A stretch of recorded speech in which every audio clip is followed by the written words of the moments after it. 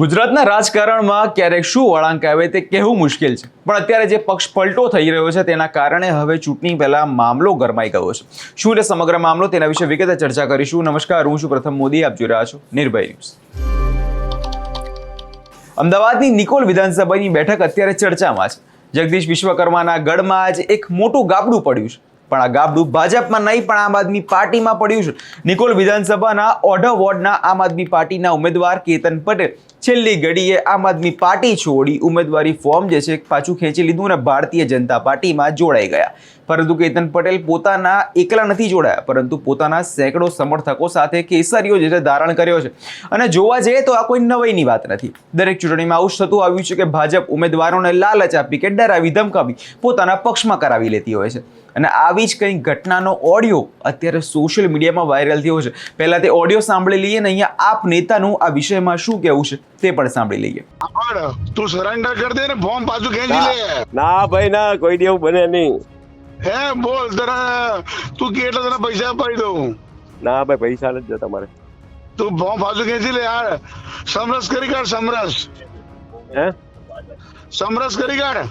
ના ભાઈ ના, સમરા શું કરે? તો બરાબર, બાકી અત્યારે તો યાર મારા ભાજપની પેનલ જીતવાની છે. નમસ્કાર મિત્રો, હું છું ડોક્ટર જ્વેલ વસરા, કાર્યકારી અધ્યક્ષ મધ્ય ઝોન આમ આદમી પાર્ટી ગુજરાત. મિત્રો, સ્થાનિક સ્વરાજની ચૂંટણીની કાલે સ્ક્રુટની પતી ગઈ છે.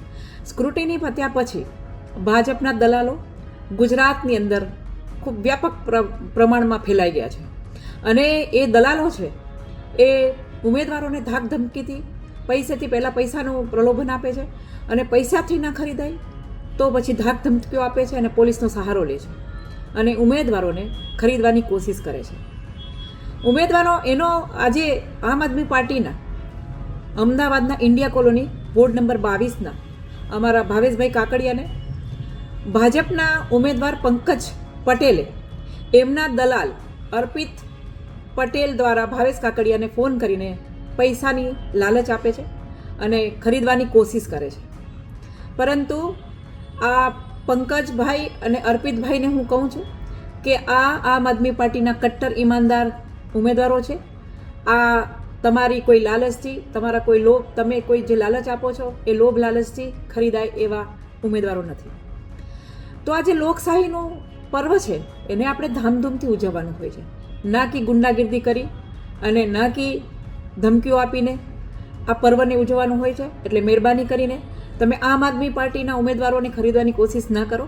વેચાણીનો માલ છે એ કોંગ્રેસમાં છે, ત્યાં ખરીદારી થાય છે. તમે કોંગ્રેસમાં જાઓ અને કોંગ્રેસમાંથી ખરીદારી કરો, આમ આદમી પાર્ટીમાંથી નહીં. આમ આદમી પાર્ટીનો એક પણ કેન્ડિડેટ છે, એક પણ ઉમેદવાર છે એ તમને ક્યારે જવાબ નહીં આપે, કેમ કે એ અરવિંદ કેજરીવાલના કટ્ટર ઈમાનદાર ઉમેદવાર છે. એટલે ફરીથી કહું છું, લોકશાહીનું હનન ના કરો, લોકશાહીના પર્વને ધામધૂમથી ઉજવો. જય હિન્દ, જય ભારત, જય જય ગરવી ગુજરાત.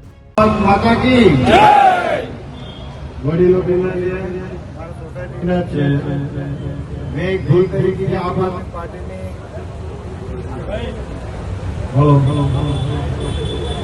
મારી એક મોટી ભૂલ હતી કે મેં આમ આદમી પાર્ટીમાંથી ફોર્મ ભર્યું.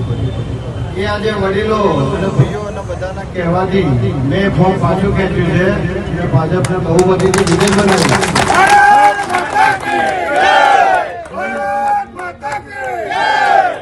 મોદી સાહેબનું 2047નું જે સપનું છે એ પૂરું કરવા માટે ભૂપેન્દ્રભાઈ સીએમ સાહેબ, હર્ષ સંઘવી સાહેબ અને આપણા લોકલાડીલા વિશ્વકર્મા સાહેબ એવા જગદીશભાઈ પંચાલ સાહેબને પણ જે વિકસિત ભારત બનાવવાનું છે એ રસ્તા, રોડ, વોટર લાઈન અને જે વિકાસના કામો જે મોદી સાહેબ પૂરા કર્યા છે તેમાં પણ હું એક નાનું એ કામ કરી શકું એ જ હું ભાજપમાં જોઈન કરું છું. અને ત્યાં આપણા વિકાસશીલ જે વસ્તુ થાય છે બધાની અંદર હું ભાગ ભજવું છું. અને આપણા 4 કેન્ડિડેટ છે એમને હું 100% ભવ્યતા સાથે વિજય બનાવું. તો અહીંયા તમે ઓડિયો અને આપ નેતા બંનેને સાંભળ્યા. અને આમ આદમી પાર્ટી આ ઘટનાને લોકશાહીની હત્યા ગણાવી રહી છે.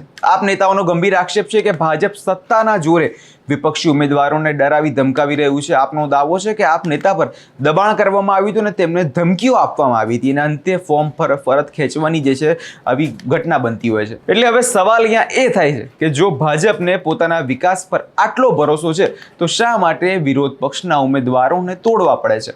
હવે જોવાનું એ રહેશે કે આ ચૂંટણીમાં સમીકરણો કેટલા બદલાશે. તમારો શું અભિપ્રાય છે અમને કમેન્ટ કરી ચોક્કસથી જણાવજો. અને અમારી ચેનલ નિર્ભય ન્યૂઝને લાઇક, શેર અને સબસ્ક્રાઇબ કરવાનું ભૂલશો નહીં.